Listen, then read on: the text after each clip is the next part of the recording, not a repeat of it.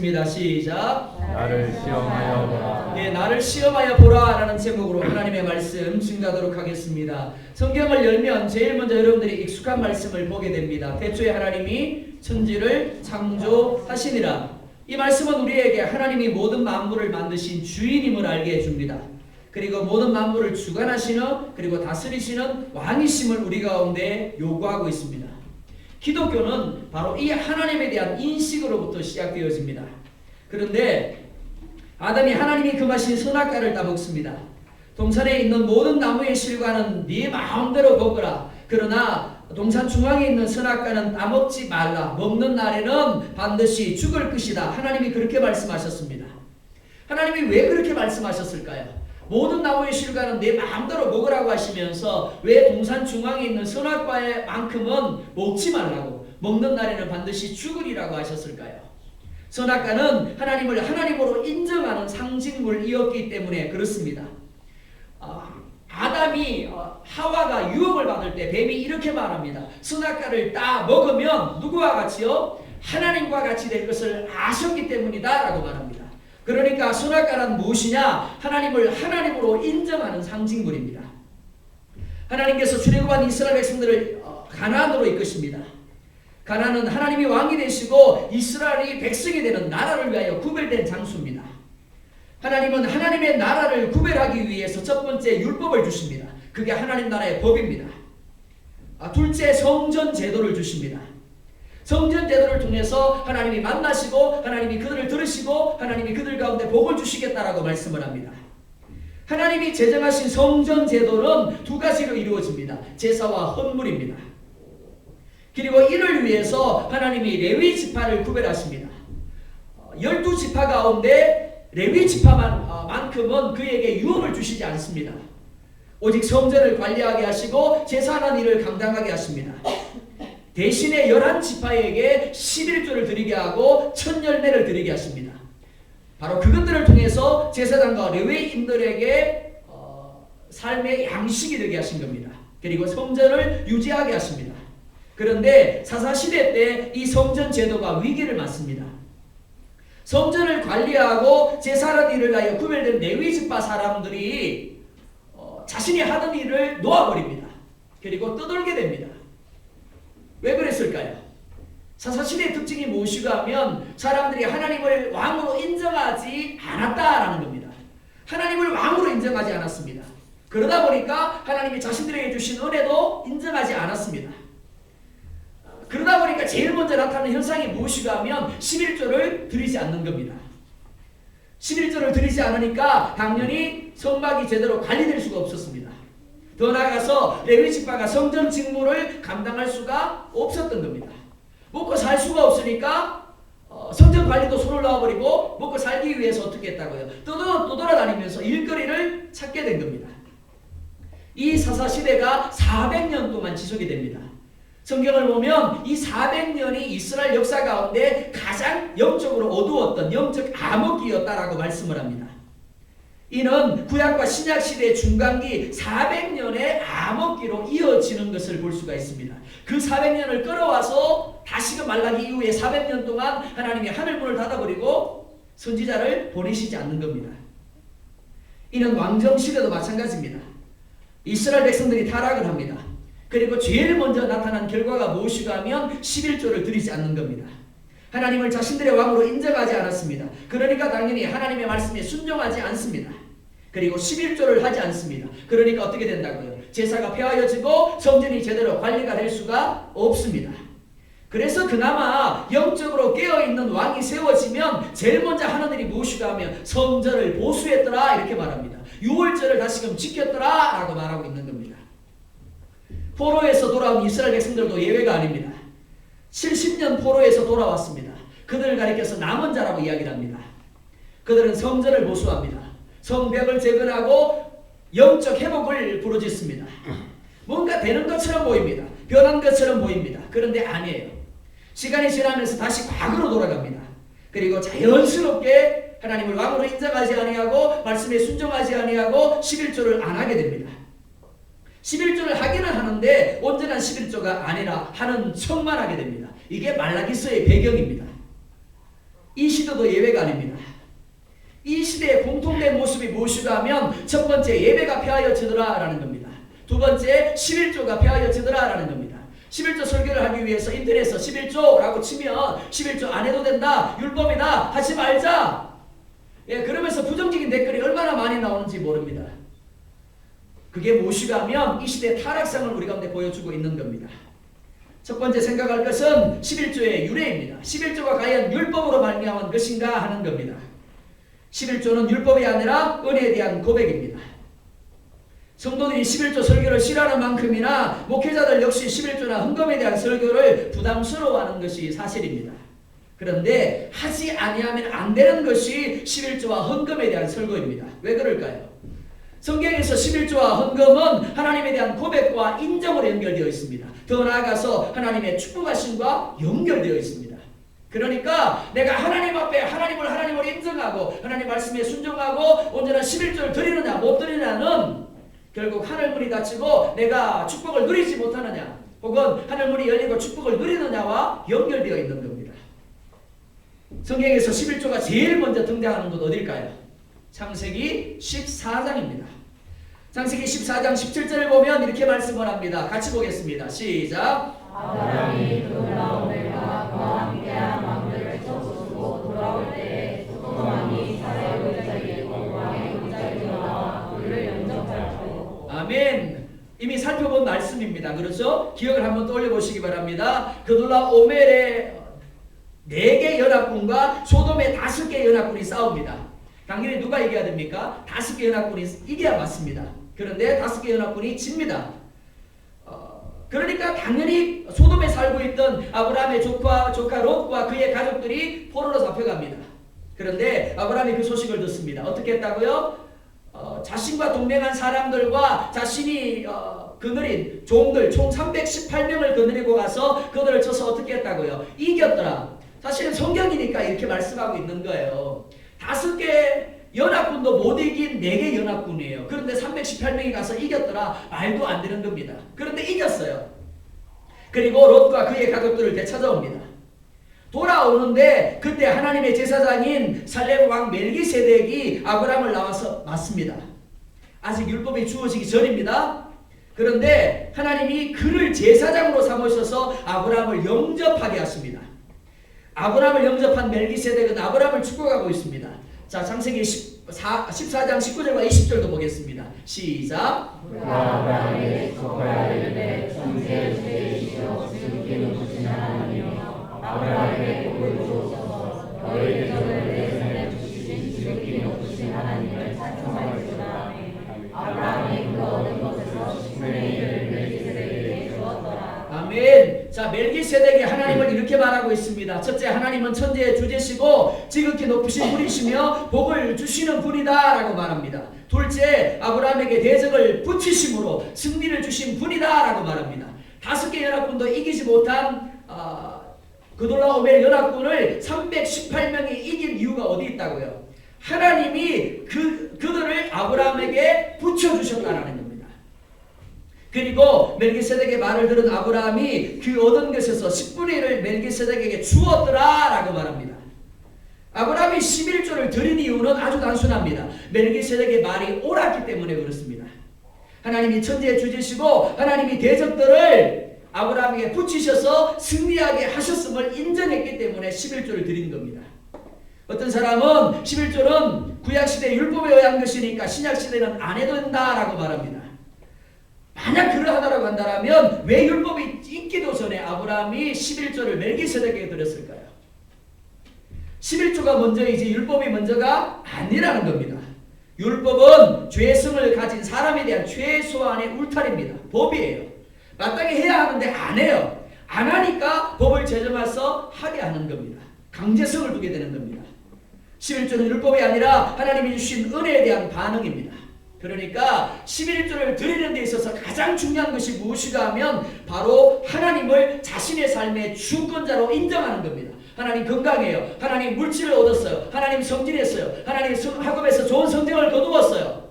이 모든 것들 가운데 내가 11조를 드린다라면 11조를 드리는 것 자체가 중요한 것이 아니라 뭐가 중요하다고요? 하나님의 은혜라는 그것을 인정하는 것이 중요하다라는 겁니다.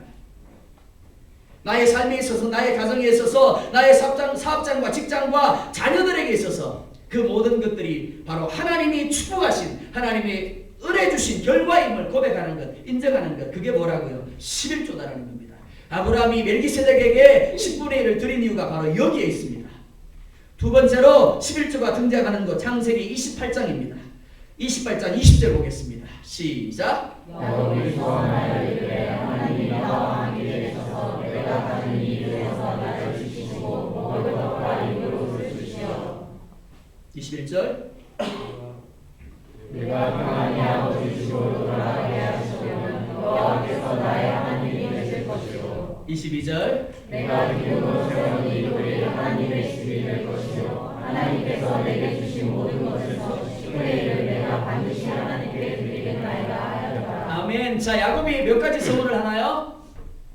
세 가지 서원을 하고 있습니다. 첫째, 여호와를 나의 하나님으로 섬기며 순종하겠습니다. 자, 1부에 때 제가 그랬어요. 그죠? 하나님을 자기 왕으로 인정할 수 있어야 된다. 그것이 눈이 열린 그리스도인의 삶이다 라는 이야기를 했습니다. 이스라엘의 이름의 뜻이 뭐라 그랬어요? 그가 다스리신다 그랬어요. 그죠? 그가 하나님이 되어서, 하나님이 우리의 왕이 되어서 다스리는 삶, 그게 이스라엘이에요. 그리스도인의 삶입니다. 야곱이 그것을 서원하고 있는 겁니다. 하나님이 나의 하나님이 되심으로 내가 그를 섬기며 그에게 순종하겠습니다. 둘째, 기둥으로 세운 이돌이 하나님의 집이 되게 함으로 내가 예배하는 삶을 살겠습니다 라고 말합니다. 세 번째는요, 10분의 1을 내가 반드시 하나님께 드리겠습니다. 자, 그런데 정말 중요한 것이 뭐고 하면 야곱이 이렇게 하겠다라고 말하는, 서원하는 근거가 무엇인가 하는 겁니다. 이렇게 말합니다. 하나님이 나와 함께 계셔서 내가 가는 이 길에서 나를 지키시고 먹을 떡과 입을 옷을 주시어 내가 평안히 아버지 집으로 돌아가게 하시오면 하나님께서 내게 어떻게 해요? 주신 모든 것에서라고 말합니다. 자, 중요한 단어가 뭡니까? 함께 하시고 지키시고 주시고 돌아가게 하시오면 주신 모든 것에서 이렇게 됩니다. 내가 얻었습니다. 되었습니다. 그런데 그것을 하나님이 함께 하셨고 하나님이 지켜주셨고 하나님이 얻게 하셨고 하나님이 되게 하셨고 그래서 하나님이 오늘 내게 누리게 하셨고 있게 하시고 가지게 하시고 이것을 인정하는 게 뭐라고요? 세 가지 서원인 겁니다. 하나님이 하신 것으로 인정함으로 야곱은 이 세 가지 서원을 내가 지키겠습니다 라고 말하고 있는 겁니다. 하나님이 야곱에게 11조를 하라고 한 것이 아닙니다. 성경을 아무리 찾아봐도 하나님이 야곱에게 11조를 하라고 했다, 그런 말씀 나오지 않습니다. 그런데도 불구하고 야곱이 하나님을 향하여 11조를 드리고 있습니다. 스스로 하나님이 주신 은혜와 감격에 대한 반응으로 11조를 하고 있는 겁니다.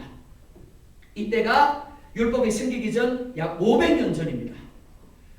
하나님이 모세에게 율법을 주시고 야 11조 해 라고 말씀하시기 500년 전에 야곱이 먼저 하나님을 향하여 11조를 드렸더라. 무엇 때문에요? 은혜 때문에요.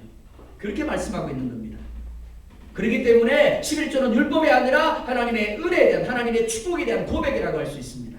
자, 그렇다면 신약시대로 가보자고요. 예수님은 구약시대 11조를 어떻게 이해하고 어떻게 말씀하고 있을까요? 예수님은 그대로 인정하라고 말합니다. 계속하라고 말씀을 합니다. 대신 형식적으로 드릴 것이 아니라 하나님께 드리는 예물이기 때문에 믿음으로 정성으로 드리라고 말합니다. 예수님은 당시 서기관이나 바리새인들이 드리는 11조의 성격을 믿음이 부족한 외식적인 것이다라고 말합니다.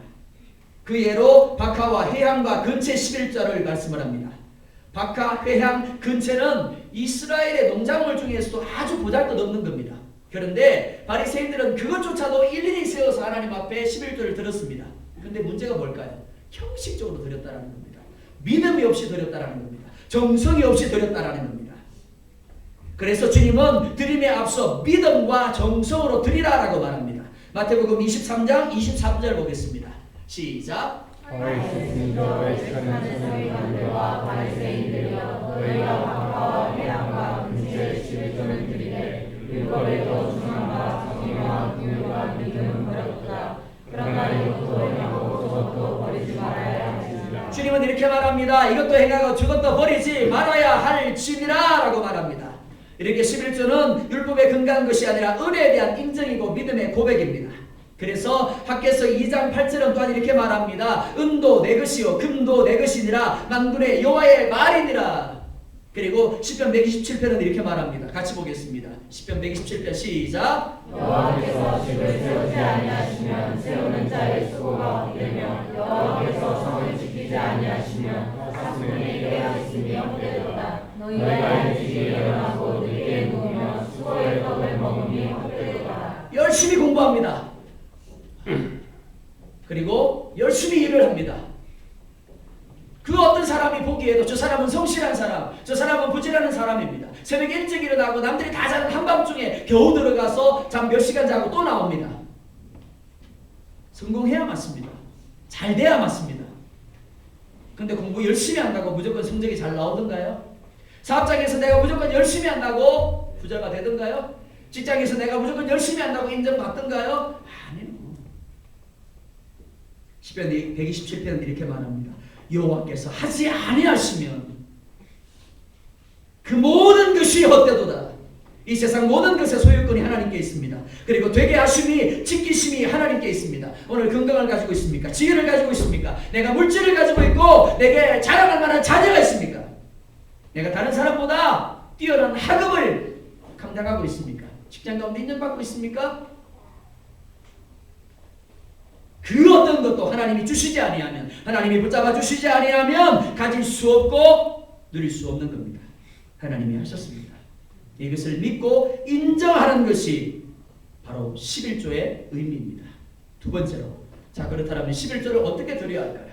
10절 보면 이렇게 말씀을 합니다. 만군의 여호와가 이르노라 너희의 온전한 11조를 창고에 드려라. 그런데 이를 공동번역으로 보면 이렇게 말씀을 하고 있습니다. 공동번역판을 함께 보도록 하겠습니다. 10절 시작. 너희는 열의 하나를 바칠 때 조금 더 덜지 말고 성전 곳간에 가져다 넣어 내 이름 양식으로 쓰게 하라. 그렇게 바치고 나서 내가 하늘 창고의 문을 열고 갚아주는지 갚아주지 않는지 두고 보아라. 아무내 하리라 말하라. 아멘. 첫째 열의 하나를 바치라고 말합니다. 둘째 조금 더 덜지 말라고 말씀을 합니다. 셋째 성전 곳간에 가져다 넣어 내 집 양식으로 쓰게 하라 라고 말씀을 합니다. 열의 하나, 이것은 하나님이 우리에게 요구하시는 최소의 양입니다. 그래서 조금 더 들지 말라라고 말씀을 하고 있습니다. 미국에 가면 텍사스주의 엘파소 교회라는 곳이 있습니다. 이 교회를 담임했던 허셀 포더라는 목사님이 있습니다. 이 목사님이 사역하는 중에 어느 청년이 와서 목사님에게 사업을 시작하게 되었다라고 하면서 기도해달라고 이야기를 합니다. 그러면서 하는 이야기가 그렇습니다. 목사님, 제가 이 사업을 통해서 큰일을 하고 이 사업을 통해서 하나님 영광을 드러내겠습니다. 그러니까 기꺼이 목사님이 기도를 해주었습니다. 그리고 계속해서 기도를 합니다. 기도 덕분인지 청년의 사업이 날로 번창을 합니다. 그런데 사업이 바빠지면서 청년이 교회를 빠집니다. 11조도 잘 하지 않습니다. 그래서 사업장으로 신방을 가서 이렇게 말합니다. 11조를 왜 빼먹느냐? 그랬더니 청년이 이렇게 말합니다. 예, 액면이 커지니까 경영상 그 액면의 11조를 내기가 힘듭니다. 그럼 왜 교회 출석도 게을리 하느냐? 네, 목사님, 사업이 여간 바쁘지 않습니다. 여러 군데 사업을 벌려놓다 보니까 교회 가고 싶어도 갈 시간이 없습니다. 목사님이 청년 시루가에 손을 잡고 우리 기도합시다. 그리고는 기도합니다. 하나님, 이 형제의 수입이 너무 커서 11조 하기가 힘들답니다. 수입의 규모를 훨씬 줄여주셔서 온전한 11조를 하게 하여 주십시오. 그리고 또한 교회를 출석하고 싶어도 너무 바빠서 못 나온다고 합니다. 사업장을 작게 줄여주셔서 교회를 예전처럼 열심히 출석하게 해주십시오. 그때 청년이 눈물로 회개하면서 교회 출석과 11조의 열심을 내기 시작했다라고 합니다. 10편 50편 10절을 보면 이렇게 말합니다. 이는 삼림의 짐승들과 뭇 산의 가축이 다 내 것이며 산의 모든 새들도 내가 아는 것이며 들의 짐승도 내 것임이로다. 내가 가지고 있다고 내 것이 아닙니다. 하나님의 것입니다. 착각하지 마셔야 됩니다. 내가 가지고 있다고, 내가 누리고 있다고 내 것이 아닙니다. 하나님이 주셨고 언제라도 하나님이 거두어 가실 수가 있습니다. 11조는 선악과입니다. 하나님의 주인됨에 대한 고백입니다. 하나님이 모든 것을 네가 임의로 먹되 이 하나 선악과만은 따먹지 말라고 그랬습니다. 하나님에 대한 인정만큼은 요구하셨습니다. 그것이 바로 11조입니다. 하지만 많은 사람들이 스스로 하나님과 같이 되기 위해서 11조를 도둑질하고 있습니다. 8절 보면 이렇게 말합니다. 8절 보겠습니다. 시작. 사람이 어찌 하나님의 것을 도둑질하겠느냐. 그러나 너희는 나의 것을 도둑질하고 말하기를 우리가 어떻게 주의 것을 도둑질하였나이까 하는도다. 이는 곧 11조와 공허입니다. 아멘. 하나님의 11조를 어떻게 드리라고요? 온전히 드리라 라고 말씀을 합니다. 양적인 부분에 있어서 그리고 방법적인 부분에 있어서 합당해야 함을 말씀하는 겁니다. 그래서 유대인들은 조를 추수를 할 때 그 조를 일일이 센다라고 합니다. 우리 어린 학생들은 잘 모를 겁니다. 조가 어떤 정도 가면 눈에 보이지도 않을 꽤 정도 됩니다. 근데 그 조를 일일이 셉니다. 근데 그 조를 다 세는데 몇 달이 걸린다고 합니다. 몇 달이 걸려서라도 다 세가지고 그 중에서 10분의 1을 구별해서 하나님 앞에 드린다고 합니다. 그러니까 유대인들이 농사하기에 제일 무서워하는 농사가 조농사라고 합니다. 조농사 잘 안 지으려고 한대요. 11조를 성전 곳간에 가져다 넣어서 내 집 양식으로 쓰게 하라 라고 말씀을 합니다. 이는 11조의 용도가 무엇인가를 말씀하는 부분입니다. 가난을 분배하면서 레위 지파에게는 분깃을 주지 않았습니다. 왜냐하면 그들은 성전을 관리하고 제사하는 일을 전담해야 하기 때문에 그렇습니다. 만약에 그들이 11지파처럼 분깃을 받게 되면 그로 인해서 성전을 관리하고 제사하는 일을 소홀히 할 수밖에 없는 겁니다. 대신 그들에게는 11지파가 드리는 11조와 헌물을 주게 하였습니다. 그래서 말씀을 합니다. 성전 곳간에 세워라. 11조는 임의로 할 수 있는 것이 아닙니다. 온전하게 드려야 합니다. 양에 있어서도 방법에 있어서도 하나님이 정하신 대로 해야 합니다. 따라서 11조는 본인이 현재 섬기는 교회 곳간에 채워야 합니다. 어떤 분은 11조를 이렇게 합니다. 자기가 친한 선교사님이 있습니다. 근데 선교사님이 경제적으로 힘들어요. 혹은 자기 아는 목사님이 있는데 개척교회라서 힘들어요. 그래서 자신이 섬기는 교회에 11조를 하지 아니하고 임의대로 그 목사님에게 보냅니다. 그리고 선교사님에게 보냅니다. 기억하십시오. 하나님의 말씀이 결코 그렇게 가르치고 있지 않습니다. 하나님이 다른 집의 곳간에 채우라는 것이 아니라 그 집과의 곳간에 하나님이 채우라고 말씀하고 있는 겁니다. 자기가 말씀을 양육하고 있고 자신이 섬김을 받고 있는 바로 그 레위 지파를 위해서 하나님이 곳간을 채우라고 말씀하고 있는 겁니다. 10분의 1은 섬기는 교회에 드려야 합니다. 그리고 나머지 10분의 9를 가지고 선교사님을 돕고 구제하고 또 섬길 수 있어야 되는 겁니다. 또한 즉시 드려야 합니다. 미루면 시험 듭니다. 그래서 어떤 분은 장사를 하면서 아예 11조 주머니를 따로 마련해 놓는다고 합니다. 손님이 와서 돈이 들을 때마다 그 중에 10분의 1을 떼어서 10분의 9는 자기 지갑에 넣고 10분의 1은 하나님의 지갑에 넣는다고 합니다. 그리고 주일이 되면 세어보지도 않는데요. 세어보면 부담이 생길 수 있으니까 금액 때문에 세어보지도 않고 그 주머니를 가져와서 그대로 하나님 앞에 드린다라고 합니다. 소득이 생길 때마다 떼어놓으시기 바랍니다. 그리고 기르지 마십시오. 곧바로 드리시기 바랍니다. 무엇보다 급하다고 결코 다른 것에 쓰지 마시기 바랍니다. 어떤 사람은 11조를 떼놨다가 돈 급하니까 그걸 그냥 써버려요. 그렇게 하지 마시기 바랍니다. 하나님은 하나님의 것을 도둑질하지 말라고 말씀을 합니다. 11조는 믿음의 고백입니다. 하나님은 12일을 통해서 우리가 하나님에 대해 가지고 있는 믿음이 어떠한가를 보겠다라고 말씀을 합니다. 다윗이 성전 건축을 하려고 합니다. 왜냐하면 자신이 머물고 있는 궁은 화려하고 부족함이 없는데 하나님이 계신 성막은 너무나 보잘것없고 초라해서 마음이 아팠기 때문입니다. 하나님의 교회가 곳간이 비어 있습니다. 재정이 부족합니다. 그래서 재정부장이 한숨을 쉽니다. 그런데 나는 잘 먹고 있습니다. 잘 살고 있어요. 그러니까 상관없다. 그런 사람을 믿음의 사람이라고 할 수 있을까요? 하나님의 교회는 일꾼이 부족해서 시간의 헌신자들을 필요로 하는데 나는 평안하니까 상관없다. 그런 사람을 믿음의 사람이라고 할 수 있을까요? 곳간을 채워서 양식이 부족하지 않게 하라고 말씀을 합니다. 재정이 풍성하면 부서들이 하나님이 기뻐하시는 더 많은 일을 할 수 있게 됩니다. 더 많이 선교하게 되고요. 더 많이 구제하게 되고 교육부서가 더 많은 활동을 하게 됩니다. 해마다 예산을 세울 때마다 고민합니다. 11조가 얼마나 들어올까? 헌금이 얼마나 들어올까?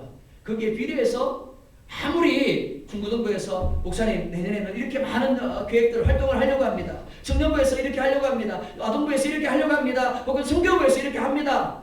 라고 교회에 올라와도 편성을 해줄 수가 없습니다. 왜요? 곳간이 비어 있으니까요. 하나님이 우리에게 성전 곳간을 채우러 가시는 이유가 여기에 있습니다. 하나님이 기뻐하는 일들을 더 많이 하게 하고 그로 말미암아 더 많은 심령들을 하나님께로 이끌어 구원하시기 위해서 하나님의 곳간을 채우라고 말씀하시는 겁니다. 세 번째, 하나님은 나를 시험하여 보라라고 말씀을 합니다. 아무리 계산해도 현재의 수입을 가지고는 11조를 할 수 없다라는 분이 있습니다. 이것저것 꼭 써야 할 것을 떼고 나면 남는 것이 없다라는 겁니다. 그래서 말합니다. 목사님 조금만 수입이 더 늘면요, 조금만 장사가 더 잘 되면요, 그때 가서 제가 11조 할게요. 그럴 수 있습니다. 하지만 11조는 우선적으로 해야 할 일이지 여유가 생기면 해야 할 일이 아닙니다. 하나님은 우리에게 부스러기를 원하는 것이 아닙니다. 전부를 원하십니다. 이것이 11조의 의미고 첫 열매의 의미입니다.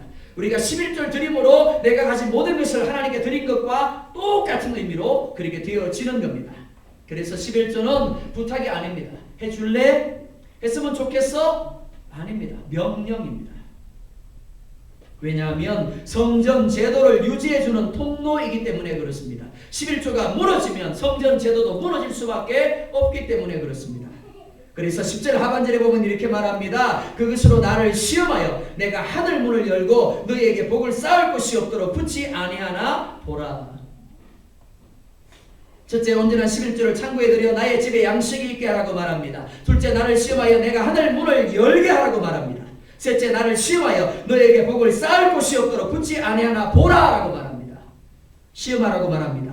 그런데 고린도전서 10장 9절을 보면 그들 가운데 어떤 사람들이 주를 시험하다가 뱀에게 멸망하였나니 우리는 그들과 같이 시험하지 말자라고 말합니다. 성경 66번에서 공통적으로 이야기하는 것이 무엇이가 하면 하나님을 시험하는 자 망할 것이다 라는 겁니다. 그런데 유독 말라기 3장에서는 하나님 우리를 향해 친히 이렇게 말합니다. 나를 시험해봐라. 하나님은 우리에게 하나님이 축복할 만한 능력을 가진 불인지를 시험하라고 말하고 있지 않습니다.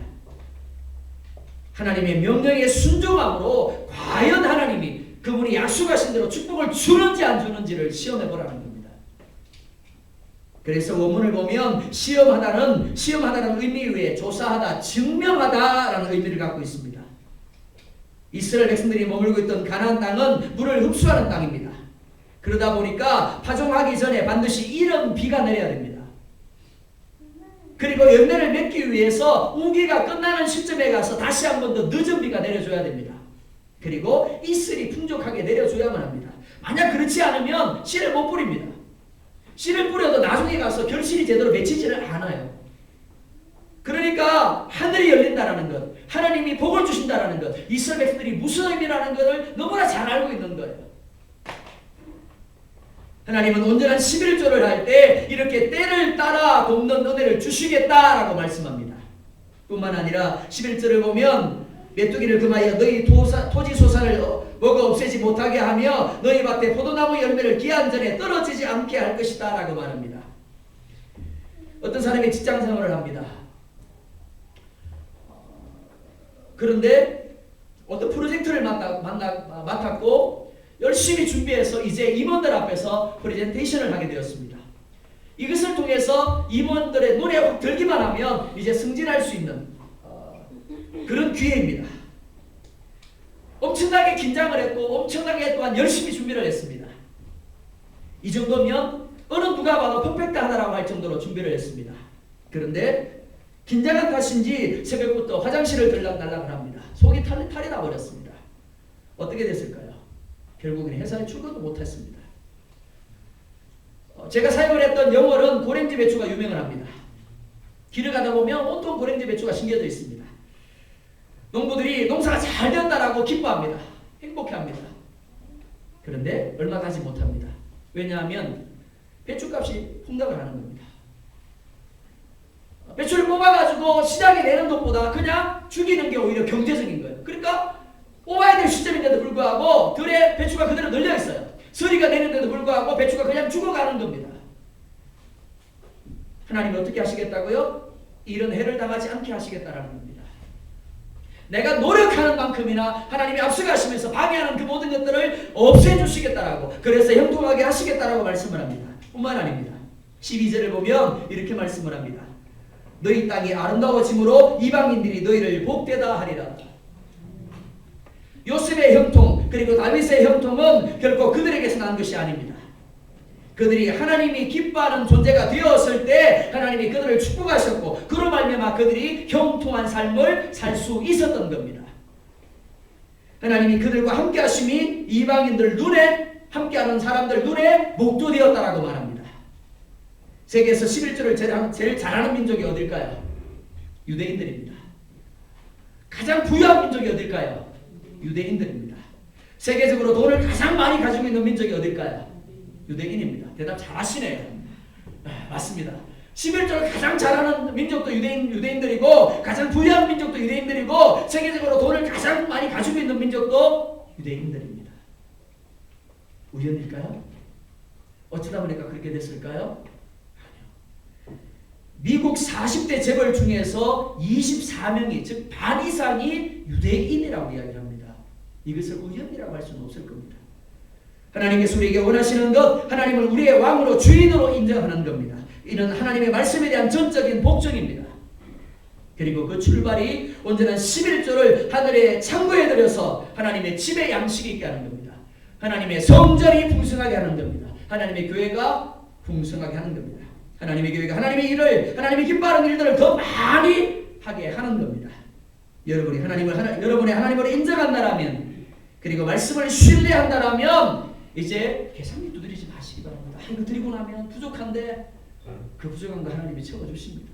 일금 문제가 생기는데 아니요, 그 문제 하나님이 해결해 주십니다. 계산기 두드리지 마세요. 믿음으로 온전한 11조를 들으시기 바랍니다. 그리고 하나님의 말씀대로 하나님을 한번 시험해 보시기 바랍니다. 하늘 문이 열리는지 안 열리는지, 그리고 하나님이 쌓을 곳이 없도록 부어주시는지 안 부어주시는지를 시험해 보시기 바랍니다. 그렇기 때문에 11조는 하나님이 믿음의 사람들에게 주시는 복에 대한 도전입니다. 하늘문을 여시고 복을 줄 테니 한번 해보라고 말씀을 합니다. 우리가 하나님을 믿는다라면 기꺼이 이 도전에 응할 수 있어야 합니다. 그리고 하나님의 말씀의 신실함을 증명할 수 있어야 할 것입니다. 하나님은 하나님의 것을 도둑질하지 말라고 말씀을 합니다. 하나님이 도둑질하는 자를 기뻐하실까요? 도둑질하는 것을 하나님이 그대로 누리게 하실까요? 100만 원을 온전히 쓰는 사람이 있습니다. 반면에 1000만 원 중에서 100만 원을 온전히 11조로 드리고 900만 원을 쓰는 사람이 있습니다. 여러분 어떤 사람이 되기를 원하십니까? 하나님이 또 다른 선악과인 11조를 통해서 하나님의 하나님 되심을 인정하라고, 그러면 쌓을 곳이 없도록 복을 주시겠다고 말씀을 합니다. 이 말씀에 도전하십시오. 그리고 그 결과를 여러분들이 가질 수 있기를 주님으로 축원드립니다. 기도하겠습니다. 이렇게 기도하십시다. 하나님, 내 입술의 고백만큼이나 하나님을 나의 주권자로, 나의 주인으로, 나의 왕으로